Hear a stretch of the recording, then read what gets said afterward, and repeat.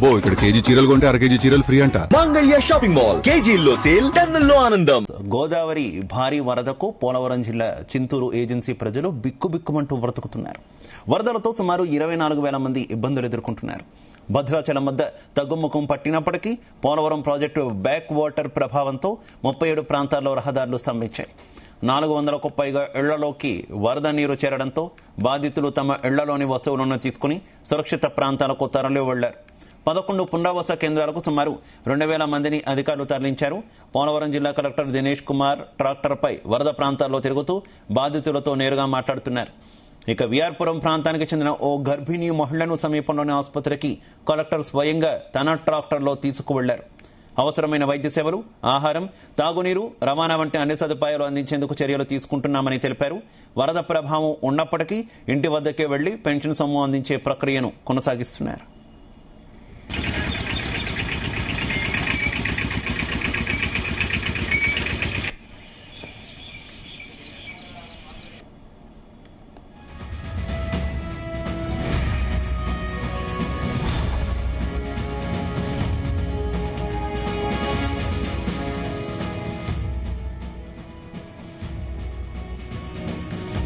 గోదావరి భారీ వరదకు పోలవరం జిల్లా చింతూరు ఏజెన్సీ ప్రజలు బిక్కుబిక్కుమంటూ బ్రతుకుతున్నారు.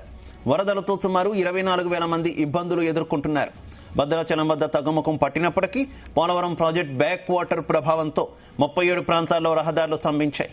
400కు పైగా ఇళ్లలోకి వరద నీరు చేరడంతో బాధితులు తమ ఇళ్లలోని వస్తువులు తీసుకుని సురక్షిత ప్రాంతాలకు తరలి వెళ్లారు. 11 పునరావాస కేంద్రాలకు సుమారు 2,000 మందిని అధికారులు తరలించారు. ఇక పోలవరం జిల్లా కలెక్టర్ దినేష్ కుమార్ ట్రాక్టర్పై వరద ప్రాంతాల్లో తిరుగుతూ బాధితులతో నేరుగా మాట్లాడుతున్నారు. బీఆర్పురం ప్రాంతానికి చెందిన ఓ గర్భిణీ మహిళను సమీపంలోని ఆసుపత్రికి కలెక్టర్ స్వయంగా తన ట్రాక్టర్లో తీసుకువెళ్లారు. అవసరమైతే వైద్య సేవలు, ఆహారం, తాగునీరు, రవాణా వంటి అన్ని సదుపాయాలు అందించేందుకు చర్యలు తీసుకుంటున్నామని తెలిపారు.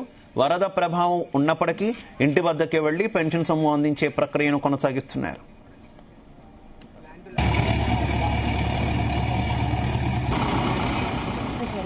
రైట్, ఇక ఇదే అంశానికి సంబంధించి మరింత సమాచారం మా కరెస్పాండెంట్ ప్రసాద్ లైవ్ ద్వారా అందిస్తారు.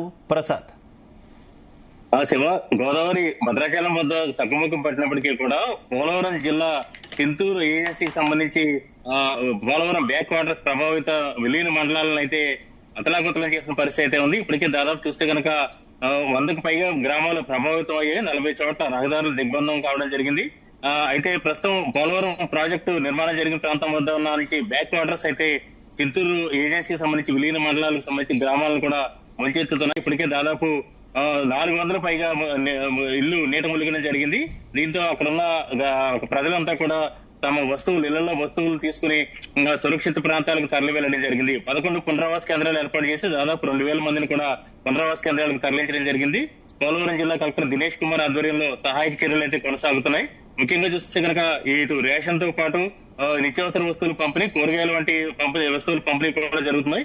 ప్రధానంగా డెలివరీ డేట్ దగ్గర పడిన గర్భిణీ స్త్రీలపై ప్రధానంగా దృష్టి పెట్టి 40 మంది వరకు కూడా గర్భిణీ స్త్రీలను ఆసుపత్రులు కూడా తరలించిన పరిస్థితి అయితే ఉంది. ఎప్పటిలాగే అంటే వాస్తవానికి ఏడాది సూపర్ ఎల్నినో ప్రభావంతో అసలు గోదావరి వరదలు రావని చెప్పి కూడా ఒక అంచనా అయితే ఉంది. దాన్ని తలకిందులు చేస్తూ కూడా 2 రోజుల్లోనే గోదావరి భారీ వరద భద్రాచలం వద్ద 3వ ప్రమాద హెచ్చరికలు దాటింది. అదేవిధంగా విలీన మండలాల వద్దకు వచ్చేసరికి శబరి, అదేవిధంగా గోదావరి 2 కూడా ఉప్పొంగి అతలాకుతలం చేసిన పరిస్థితి అయితే ఉంది. ప్రస్తుతం చూస్తే కనుక 2 రోజుల పాటు విలీన మండలాల్లో అదే పరిస్థితి ఉండబోతుంది. ఈ నేపథ్యంలో అధికారులంతా కూడా అప్రమత్తమై సహాయక చర్యలు కూడా పాల్గొంటున్నారు. అయితే ప్రధానంగా చూస్తే కనుక గోదావరి అంటే ప్రస్తుతం ఉభయ గోదావరి జిల్లాలకు సంబంధించి చూస్తే కనుక 5 జిల్లాలపై ఈ వరద ప్రభావం అయితే కొనసాగుతుంది. ఈ పోలవరం తర్వాత చూస్తే కనుక తూర్పు గోదావరి, అదేవిధంగా అంబేద్కర్ కోనసీమ జిల్లాకు సంబంధించి కోనసీమ లంక గ్రామాలు కూడా చుట్టుముడుతున్న పరిస్థితి అయితే ఉంది. ప్రస్తుతం మనం ధవళేశ్వరం కాటన్ బ్యారేజ్ వద్ద ఉన్నాం. ఈ కాటన్ బ్యారేజ్ వద్ద పరిస్థితి చూద్దాం.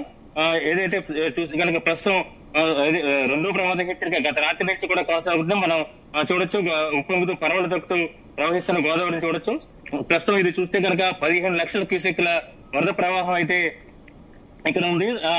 అదే విధంగా చూస్తే కనుక ఏదైతే 15 అడుగుల నీటి మట్టం 14,60,000 క్యూసెక్ల వరద ప్రవాహం కొనసాగుతాం మనం చూడొచ్చు. ఇప్పుడు కూడా గత 2 నెలల నుంచి కూడా ఏదైతే జూలైలో మొదటి నుంచి కూడా వరదల సీజన్ ప్రారంభమైంది, ఎక్కడా కూడా వరద ప్రభావం అనేది కనిపించలేదు. చూసి కనుక 2 రోజుల్లోనే గోదావరమ్మ ఉగ్ర రూపం దాల్చి కోనసీమ లంక గ్రామాలకు సంబంధించి దాదాపు 30 వరకు కూడా లంక గ్రామాలు కూడా ప్రభావితం కావడం జరిగింది. టీ గన్నవరం నియోజకవర్గంలోని 4 లంక గ్రామాలు ఇప్పటికే జల దిగ్బంధం కావడం జరిగింది.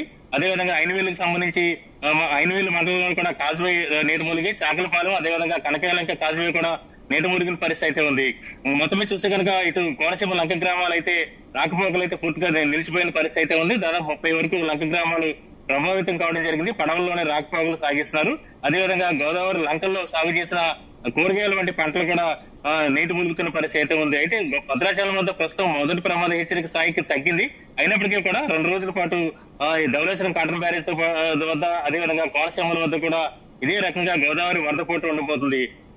ఈ వరద కారణంగా చూస్తే కనుక కొంత నీటి కష్టాలు అయితే గట్టెక్కాయని చెప్పొచ్చు. ఎందుకంటే సూపర్ ఎల్నినో కారణంగా వర్షాలు లేక గోదావరికి సంబంధించి గడ్డు పరిస్థితి ఎదుర్కొంది. గత 70 ఏళ్ళలో లేని విధంగా చాలా తక్కువ గోదావరి 60,000 క్యూసెక్లు మాత్రమే వరద ఉండేది, మిగులు జలాలు ఉండేవి. అయితే ఇప్పుడు చూసే కనుక అకస్మాత్తుగా దాదాపు 15 లక్షల క్యూసెక్ల వరకు కూడా మిగులు జలాలు చేరాయి.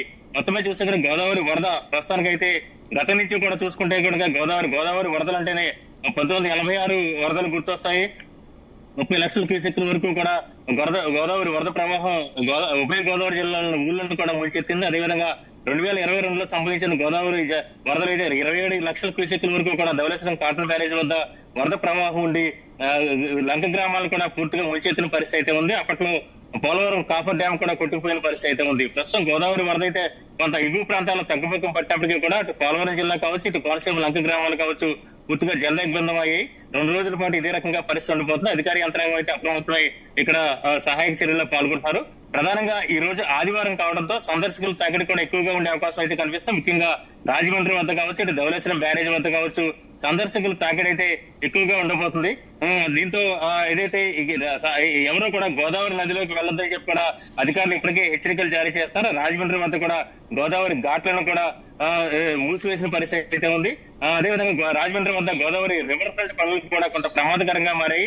ఇటు గట్టు కోతకు గురయ్యే పరిస్థితులు ఉన్న నేపథ్యంలో అక్కడ ఇసుక బస్తాలు వేసి రక్షణ చర్యలు అయితే చేపట్టారు. ప్రస్తుతానికి చూస్తే కనుక 2వ ప్రమాద హెచ్చరిక ధవళేశ్వరం కాటన్ బ్యారేజ్ వద్ద గత రాత్రి నుంచి కూడా కొనసాగుతుంది.